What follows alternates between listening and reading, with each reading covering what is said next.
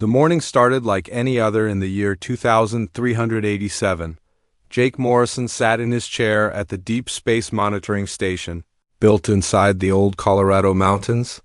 The coffee was still hot in his cup when the screens started flashing red warnings. Something big was coming toward Earth from the darkness between the stars. Jake rubbed his eyes and looked again. The numbers were impossible. Whatever was out there was huge and moving fast. Too fast for any ship design he knew about. He pressed the alert button and called his team. Lisa Carter ran to her station first. She was the best at reading space signals, and her fingers flew over the controls as she tried to make sense of what they were seeing. Ryan Hughes followed close behind. His job was to figure out if these unknown ships were dangerous. "What do we have?" Jake asked, trying to keep his voice calm even though his heart was beating fast. "Multiple contacts," Lisa said, her face pale as she read the data. "At least 50 ships, maybe more." "They're coming straight for us." Ryan pulled up the tactical display. Red dots filled the screen, all moving in perfect formation toward Earth. "Sir, these aren't like any ships in our database." "The energy readings are off the charts." Jake felt his stomach drop. Earth had been peaceful for so long. Most humans had left centuries ago to explore the galaxy, leaving behind only those who wanted to stay home. The people who remained had built a quiet life, thinking they were safe and forgotten. "Get me President Cole," Jake ordered. "And wake up Dr. Brooks. We're going to need her." While Lisa worked on contacting the government, Jake stared at the approaching fleet. Earth had defenses, but they were meant to stop asteroids and space debris, not a military force. The planet's population was only about 2 billion people, mostly living in the rebuilt cities and farming communities. Dr. Helen Brooks arrived at the station within an hour. She was Earth's top expert on alien life, though she had never actually met any aliens. Most of her work was studying old signals from space and preparing for the day when Earth might make contact with other species. "Show me what we're dealing with," Helen said, setting down her travel bag and moving to the main display. Jake played back the recorded signals. "We started picking these up about 6 hours ago. The ships will reach Earth's outer defense zone in less than 3 days." Helen listened to the static and strange sounds coming from the speakers. Her face grew more confused as the minutes passed. "This is odd," she said. "Part of this sounds like human language, but very old, like the way people talked centuries ago." "Human?" Ryan asked. "That's impossible. No human ships could travel this fast or carry this many people." Before Helen could answer, the speakers crackled with a new transmission. This time, the words were clear enough to understand, though the voice sounded strange and cold. "Attention, inhabitants of the third planet. We are the ascended heirs, rightful owners of the world you call Earth. You have 72 standard hours to begin evacuation procedures.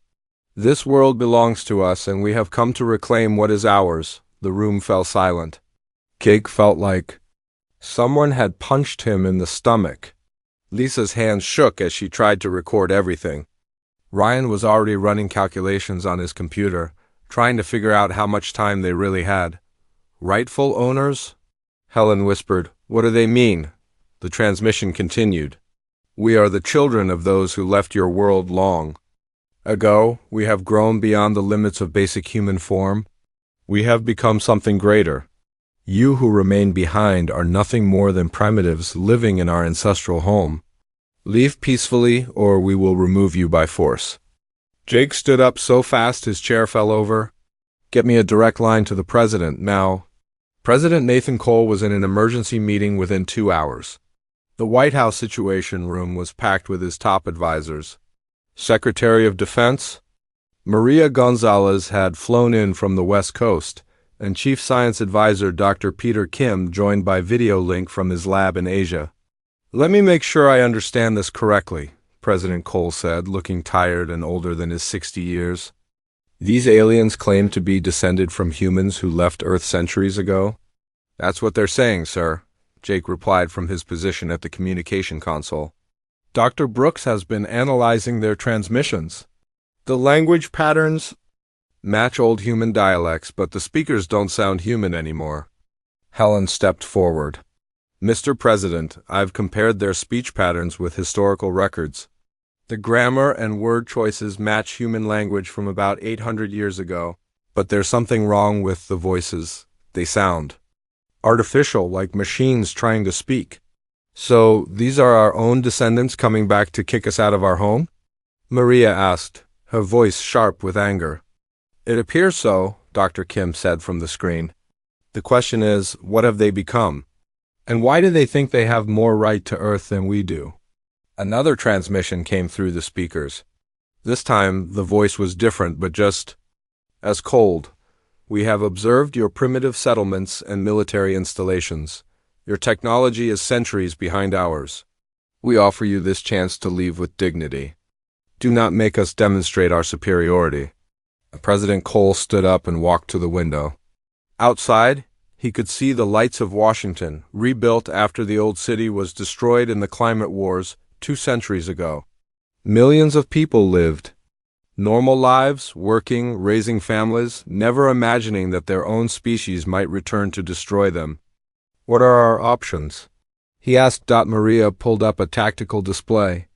Our space fleet consists of 12 patrol ships and about 30 civilian vessels that could be armed in a crisis. The planetary defense grid has some missile systems, but they're designed for asteroids, not warships. In other words, we can't fight them, Cole said. Not in a traditional sense, Maria admitted. But, sir, with respect, I don't think we should just give up our home without a fight. Dr. Kim's voice came from the speakers. Mr. President, I recommend we try to negotiate. Maybe we can find a peaceful solution. Share the planet, perhaps? Jake had been listening to more transmissions. Sir, I don't think they're interested in sharing. They keep calling us primitives and talking about cleaning up their ancestral home. I think they see us as pests, not people. Helen was studying the alien ships through the long-range sensors. The technology is incredible, she said. Energy sources I can't even identify. Weapons that could probably destroy our cities from orbit. But there's something else. The ships are beautiful, like works of art. These beings have had centuries to develop their technology.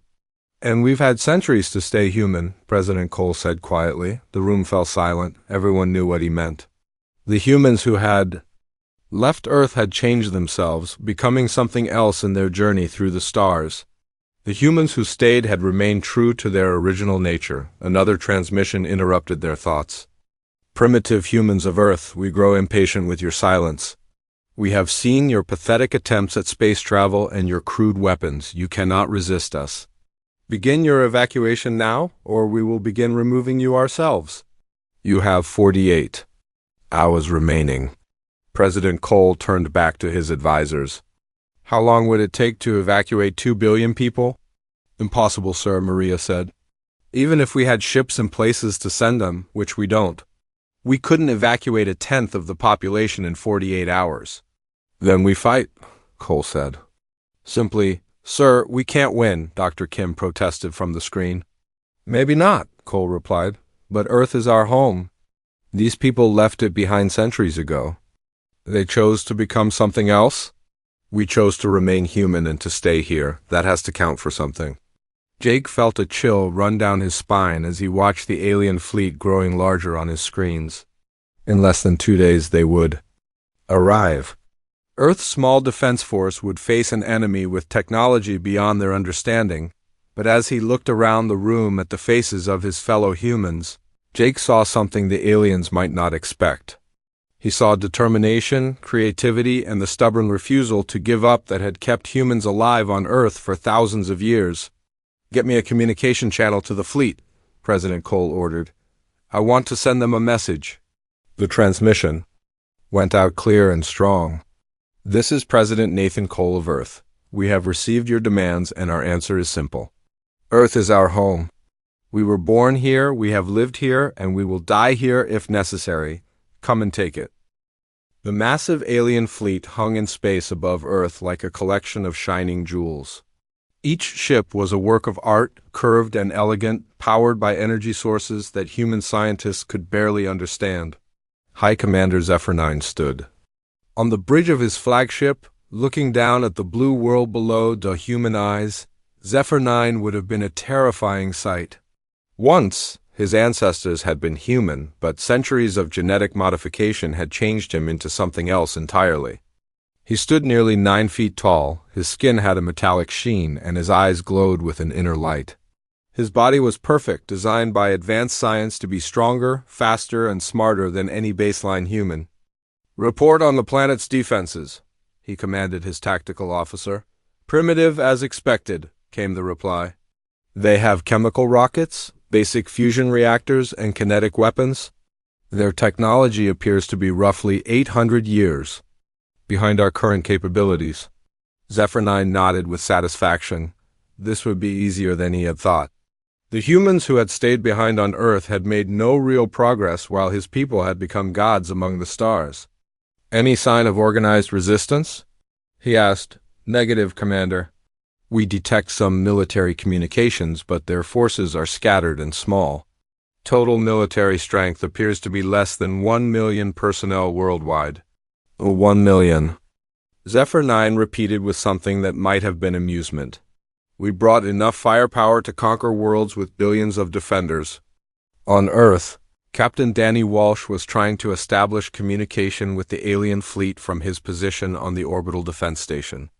Danny had been born on Earth but had studied alien contact protocols, hoping that someday humanity might meet other intelligent species peacefully. "Alien vessels, this is Captain Danny Walsh of the Earth Defense Force," he broadcast on all frequencies. "We request peaceful dialogue to resolve this situation."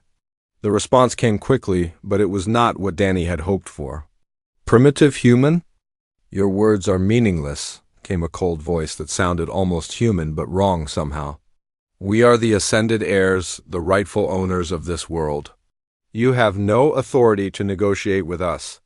"We are willing to discuss sharing the planet," Danny tried again. "Earth is large enough for all of us." "Share?" The alien voice carried what sounded like laughter. "You do not share a house with the insects that infest it, you remove them." Meanwhile, alien reconnaissance drones were scanning Earth's major cities and military installations. The drones were marvels of technology, invisible to human radar and capable of analyzing everything from population density to industrial capacity. Flight leader Nexus 7 reviewed the data from his comfortable command chair aboard one of the smaller ships. Like all the ascended heirs, he had once been human, but genetic enhancements had made him something more. His brain processed information faster than any computer Earth had ever built. "The primitives have rebuilt some of their cities," he reported to High Commander Zephyr 9. "Population centers show signs of basic technology. Nuclear power, simple manufacturing, primitive communication networks." "Any advanced weapon systems?" Zephyr 9 asked. "Nothing that could threaten our shields," Nexus 7 replied. "They have some orbital defense platforms, but they appear to be designed for asteroid deflection rather than military use." "What about their space capabilities?" "Laughable," Nexus 7 said with contempt. 12 patrol vessels that use chemical propulsion, a few dozen civilian ships for cargo transport. None of them could survive 30 seconds against our escort. Fighters. Zephyr 9 felt pleased with these reports. His people had worried that conquering Earth might be difficult, that the humans who stayed behind might have developed unexpected defenses. Instead, they had found exactly what they expected: primitives living in the ruins of their ancestors' achievements. "Begin the demonstration," he ordered. The first target was the ruins of old New York, abandoned since the climate war's 2 centuries. Earlier, it was chosen specifically because no humans lived there anymore. The ascended heirs wanted to show their power without reducing the planet's workforce unnecessarily. The weapon that destroyed the city was beyond human understanding. It fired a beam of pure energy that turned matter into light, erasing the concrete, and steel ruins in seconds. Where once the remnants of skyscrapers had stood, only empty space remained. "Impressive," commented Science Officer Kayla Prime, watching the demonstration from the science vessel. "The matter disintegrator works perfectly in this gravity well." Dr. Angela Foster watched the destruction from her underground research facility in Nevada. She had been Earth's leading expert on theoretical physics before the invasion, and now she was humanity's best hope for understanding the alien technology.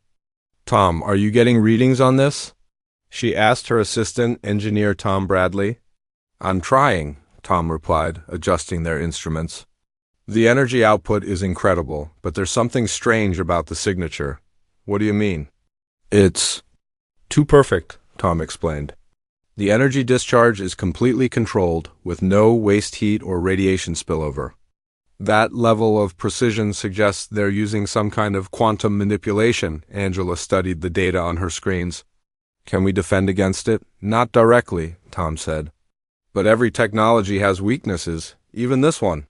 Above them, high. Commander Zephyr 9 was pleased with the effect of his demonstration.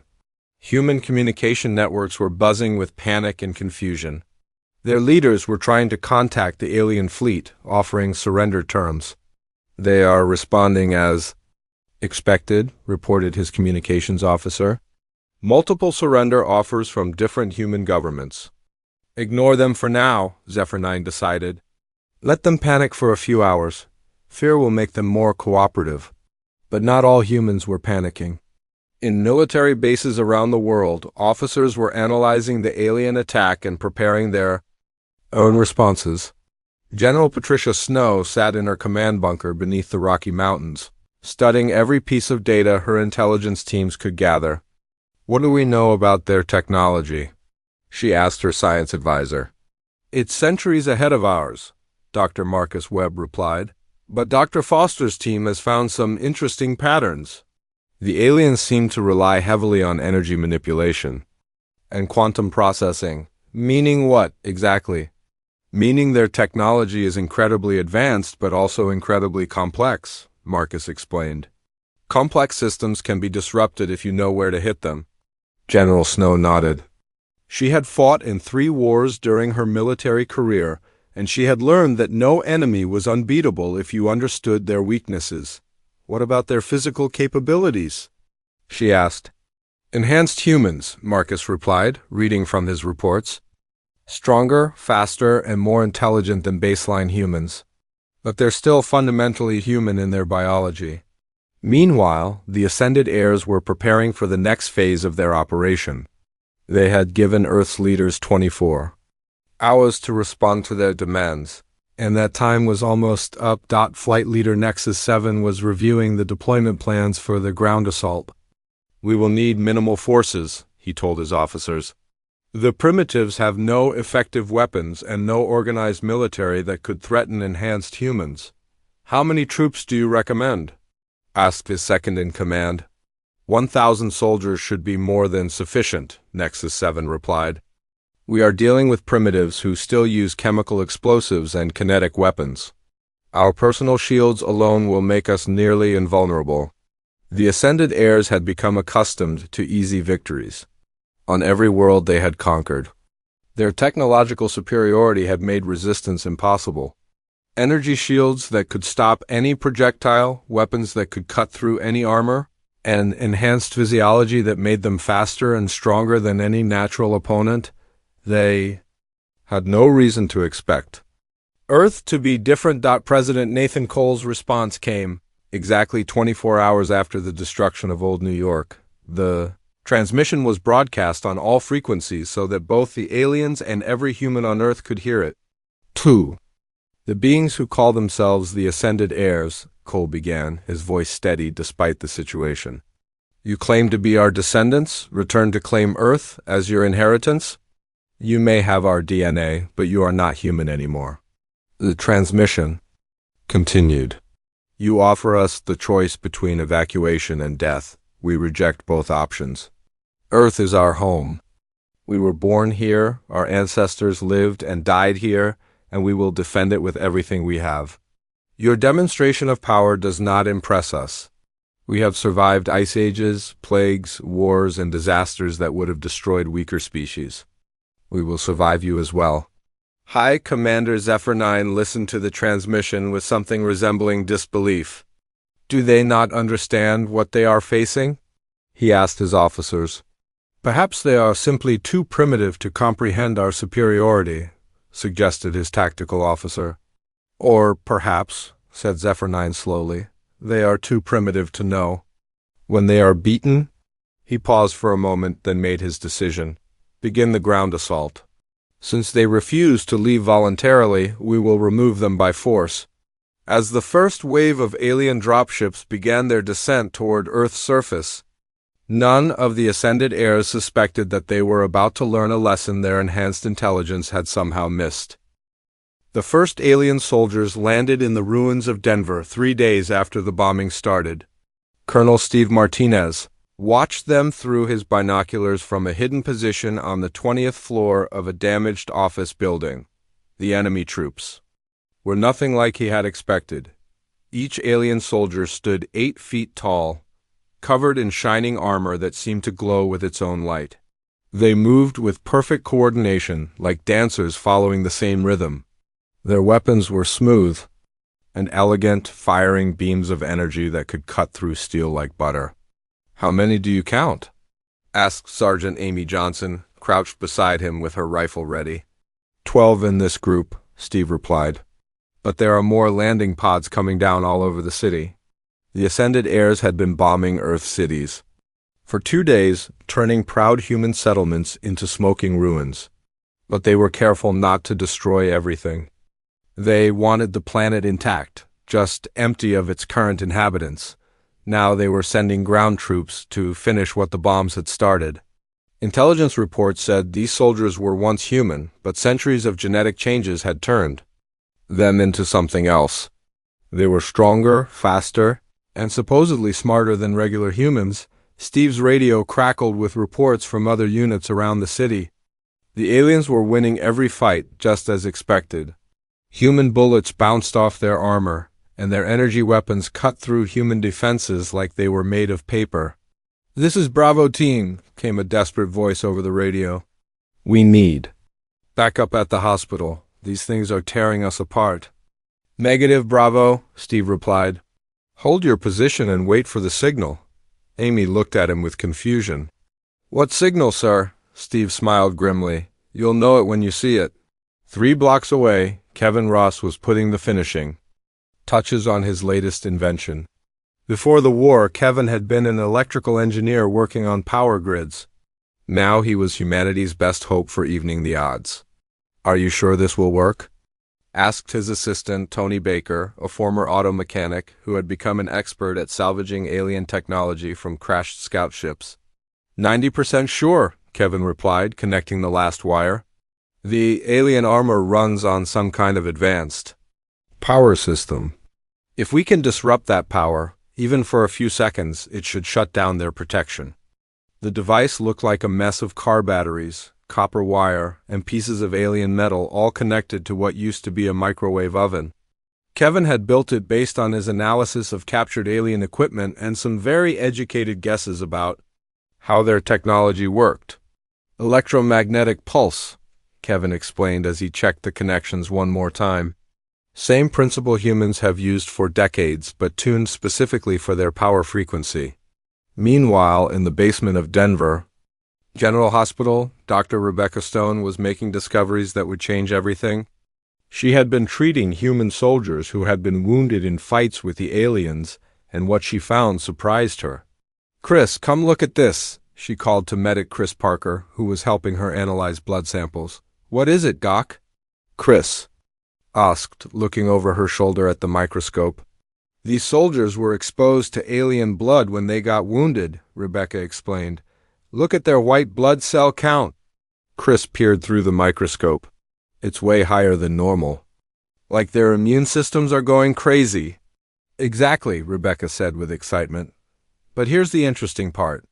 The soldiers feel fine, better than fine, actually. Their wounds are healing faster than they should. I don't understand." Rebecca stood up and paced around the small lab. "The aliens have changed themselves so much that their immune systems don't work the same way ours do. When human soldiers get exposed to alien blood, our immune systems recognize it as foreign and go into overdrive. But the alien blood contains pathogens that don't affect us at all. So what does that mean? It means the ascended heirs might not be as superior as they think, Rebecca said. They've traded away some of their natural human resistances for their enhancements. Back on the surface, Steve Martinez was getting ready to test Kevin's theory. The alien patrol had moved closer to their building, methodically searching each floor for human survivors. Their movements were precise and confident, showing no fear of the primitive humans they were hunting. "Remember," Steve whispered into his radio to all units, "wait for the flash, then hit them with everything we've got.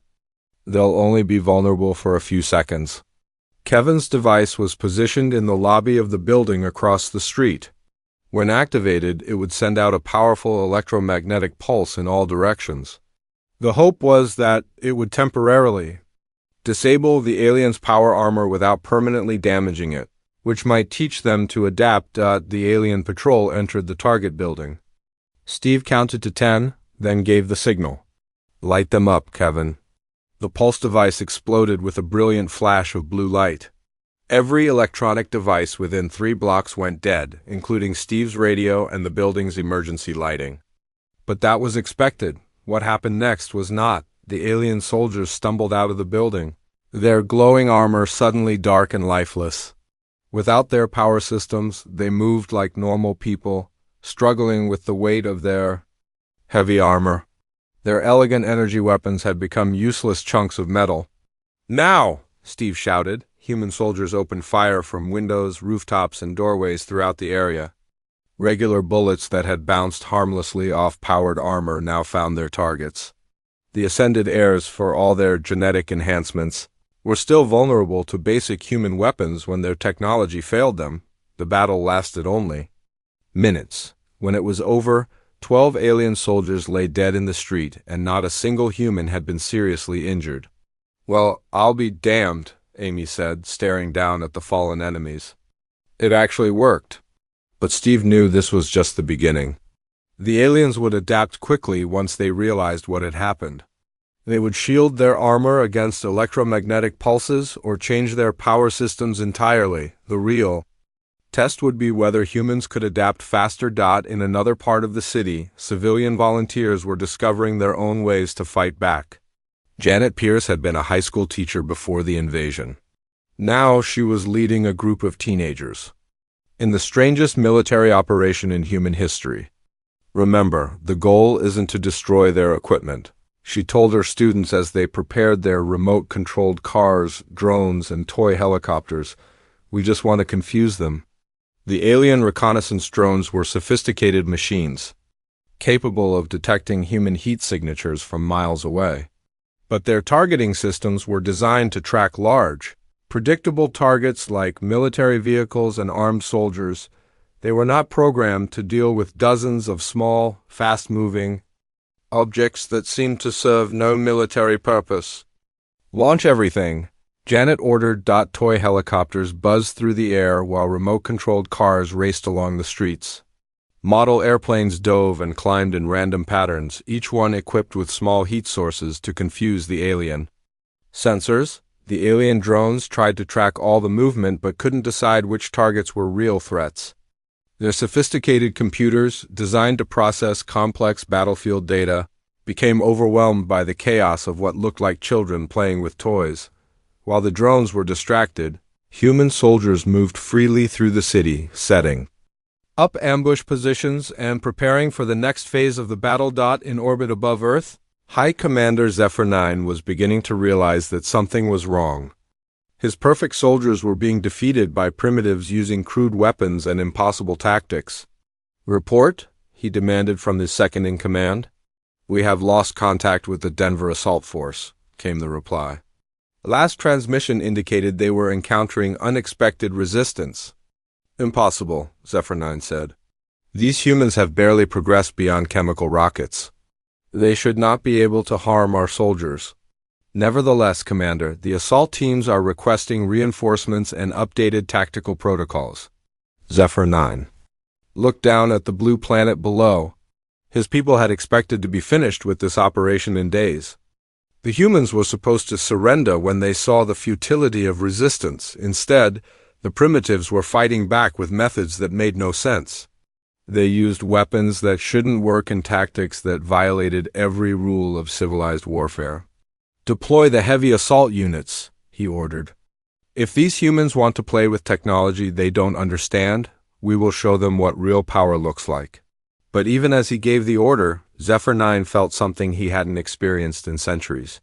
For the first time since leaving Earth long ago, he was uncertain about the outcome of a battle. On the surface, Steve Martinez was already planning the next phase of humanity's defense. Kevin's electromagnetic pulse had worked once, but the aliens would be ready for it next time.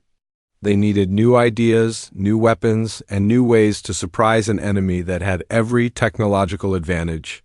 "What's our next move, sir?" Amy asked Steve. Looked out at the city where humans and aliens were now locked in a deadly game of adaptation and counter-adaptation. "We do what humans have always done," he said. "We get creative." High Commander Zephyr 9 stared at the reports flooding his command center. What should have been a simple cleanup operation had turned into something he couldn't understand. 2 weeks had passed since the invasion began, and his forces were not winning. "Explain this to me again," he said to his tactical officer, his voice carrying the cold anger of someone who had never faced defeat. "The humans are not fighting according to any known patterns," the officer replied, his own voice showing confusion. "They use civilian equipment as weapons. They turn household items into explosives. Their children are somehow disrupting our communication networks using primitive gaming devices." Zephyr 9 had conquered 17 worlds in his long military career. Every enemy had followed predictable rules of warfare. They built armies, established supply lines, and fought battles in ways that made tactical sense. But these humans seemed to have no understanding of proper military procedure. Yesterday, one of our heavy assault mechs was destroyed by an elderly human female using fertilizer and cleaning supplies, the tactical officer continued. The day before, a group of human youngsters managed to hack into our drone network using what appears to be entertainment software. On Earth, Dr. Lavra Mitchell was working in her converted laboratory, which had once been a high school chemistry classroom. The invasion had forced many scientists to relocate to underground facilities, but Lavra had chosen to stay close to the fighting where she could study captured alien materials. "The blood samples don't lie," she told her research partner, Dr. Carl Adams, as they examined their latest findings. "The Ascended heirs have modified their immune systems so extensively that they've lost most of their natural resistances." Carl looked up from his microscope. "You mean they can't fight off normal human diseases?" "Worse than that," Lavra said with excitement. "They're vulnerable to pathogens that barely affect us at all. A common cold virus could kill them if we modify it slightly."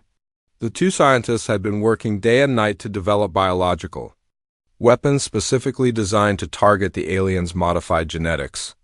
It was dangerous work, but their early tests showed promising results. "How long until we can deploy this?" Carl asked.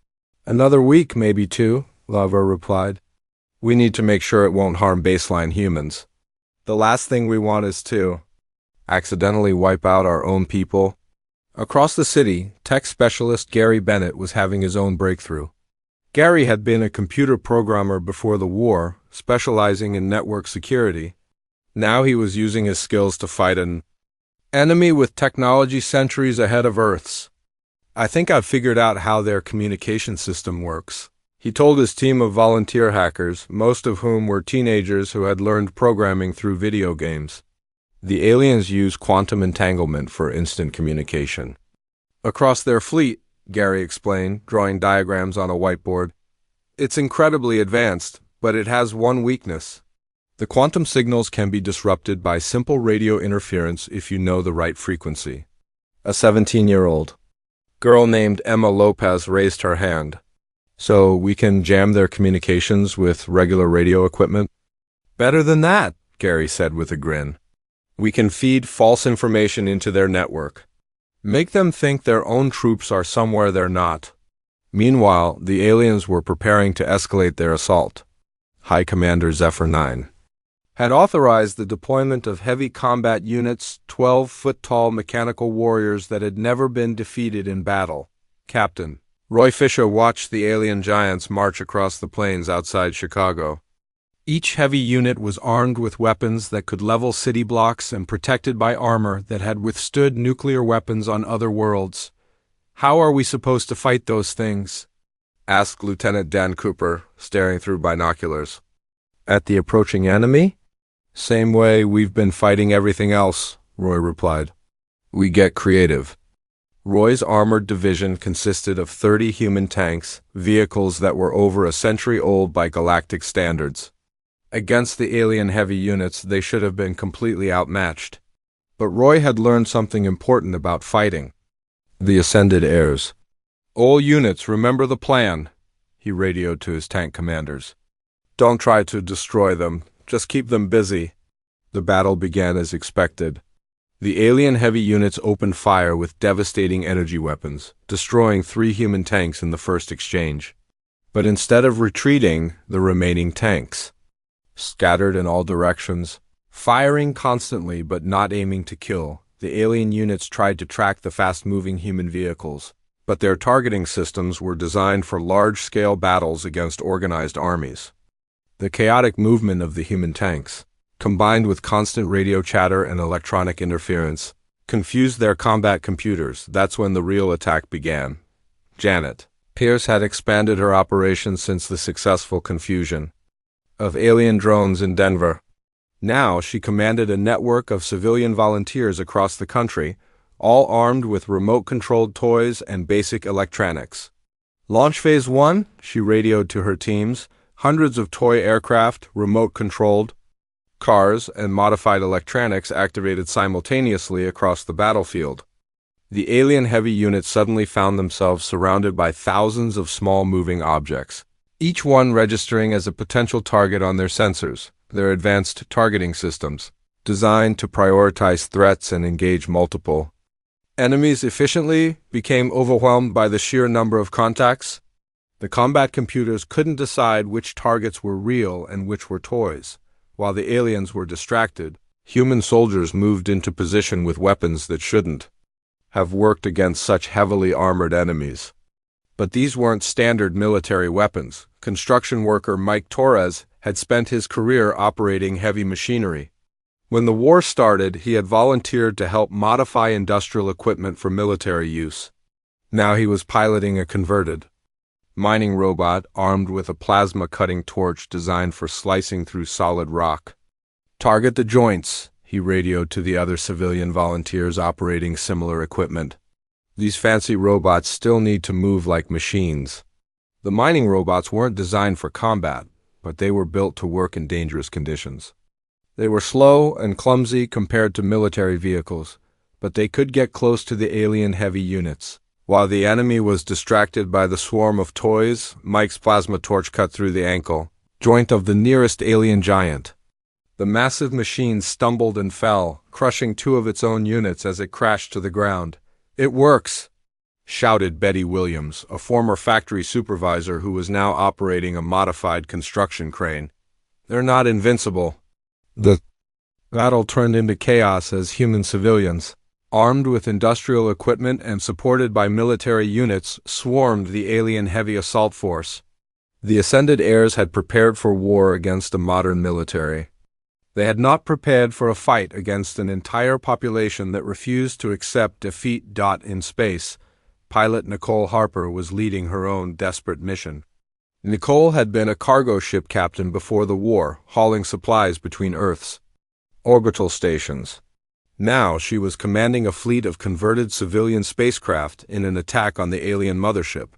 "Remember, we're not trying to win a space battle," she told her pilots, most of whom were commercial spacers with no military training. "We just need to hurt them enough to make them think twice." The human fleet consisted of mining ships, cargo haulers, passenger transports, and even luxury yachts. None of them were designed for combat, but human engineers had worked around the clock to mount weapons and armor on anything that could fly, target their sensor arrays. Nicole ordered as her makeshift fleet approached the alien vessel. "If we Can blind them, our ground forces will have an easier time. The alien ship was a masterpiece of engineering, over 2 miles long and armed with weapons that could destroy planets. But its designers had never imagined an attack by dozens of small civilian craft, each one following a different flight path and using different weapons. Nicole's mining ship, equipped with explosive charges meant for asteroid demolition, crashed into the alien vessel's communication array.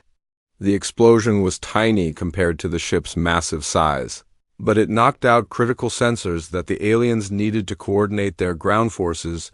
Other human ships followed, each one targeting a different system. A luxury yacht loaded with mining charges destroyed a weapon port. A cargo hauler filled with industrial chemicals created a toxic cloud that forced the aliens to seal their hull breaches. The attack lasted only minutes before the surviving human ships retreated, but the damage was done. The alien mothership was not destroyed, but it was hurt and partially blinded. On the surface, the effects were immediate. Alien units across the globe began receiving confused orders or no orders at all. Their perfect coordination broke down as individual commanders tried to make decisions without guidance from their superiors. Commander Zephyr 9 realized that he was facing something his people had forgotten how to fight. The humans weren't just using primitive weapons and outdated tactics. They were using their entire civilization as a weapon. Every human seemed to be a potential soldier. Children disrupted communications, elderly citizens built bombs, and civilians operated heavy machinery like military vehicles. There was no safe zone. 3 months after the invasion began, High Commander Zephyr 9 stood in his command center, staring at reports that made no sense. His superior forces were retreating from Earth. The Ascended Heirs, who had conquered 17 worlds without serious resistance, were being defeated by humans using weapons made from kitchen appliances and children's toys. "How many ships have we lost?" he asked his second-in-command, though he already knew the answer would be bad. 43 vessels destroyed or damaged beyond repair, came the reply. Ground forces are reporting casualties at 60%. The Biological Warfare Division is requesting immediate evacuation. Zephyr 9 felt something he had not experienced in centuries. Fear, not fear of death, but fear of the impossible. His people had become gods among the stars, but these primitive humans were making them look like fools. The latest reports were the worst yet. Dr. Lavarva Mitchell and her team had finally perfected their biological weapons. The modified viruses were spreading through the alien forces like wildfire, killing enhanced soldiers with what amounted to weaponized common colds. "The humans have turned their own diseases against us," the medical officer reported. "Our immune systems cannot adapt fast enough. We are losing troops to pathogens that should not affect us." On Earth, Lavra was watching the results of her work with mixed feelings. She had created weapons that could kill thinking beings, even if those beings were trying to destroy her species. But the science was undeniable. The Ascended Heirs had modified themselves so extensively that they were vulnerable to diseases that barely affected baseline humans. "The mortality rate is approaching 90%, she told Dr. Carl Adams as they reviewed the data. "Any alien exposed to the modified viruses has less than a week to live, and it's completely harmless to regular humans?" Carl asked. "Completely," Lavara confirmed. "Their genetic modifications are so specific that the virus can't survive in unmodified human cells." Meanwhile, Gary Bennett had achieved something that should have been impossible. His team of teenage hackers had not only broken into the alien communication network, but had taken control of it. "We can make their ships think they're receiving orders from their own command," Gary explained to General Patricia Snow, who was coordinating the final human offensive. "We can send them anywhere we want." "You mean we can control their fleet?" Patricia asked, hardly believing what she was hearing. "Better than that," Gary said with a grin. "We can make them fight each other." The space battle that followed was unlike anything in military history. Captain Joe Brooks led a combined fleet of every human vessel that could still fly. Military ships fought alongside cargo haulers, passenger transports, and private yachts. The fleet was a collection of outdated technology held together by determination and creative engineering. All ships, this is Admiral Brooks, Joe announced over the radio, promoting himself since there was no one left with higher rank. Remember, we don't need to destroy them all. We just need to make them want to leave. The alien fleet was still technologically superior, but Gary's electronic warfare had turned their own communication system against them. False orders sent alien ships crashing into each other. Fabricated emergency signals caused entire squadrons to retreat from battles they were winning on the ground. The final battle was being fought in the ruins of major cities around the world. General Patricia Snow had assembled the strangest army in human history. Regular soldiers fought alongside construction workers operating mining equipment. Grandmothers threw homemade explosives while children operated sophisticated jamming devices built from gaming computers. "This is crazy," said Captain Danny Walsh, watching a group of teenagers disable an alien-heavy unit using remote-controlled toys and industrial chemicals. "We're fighting the most advanced military force in the galaxy. With garage sale equipment?" "That's exactly why we're winning," Patricia replied. "They prepared for war against a modern army.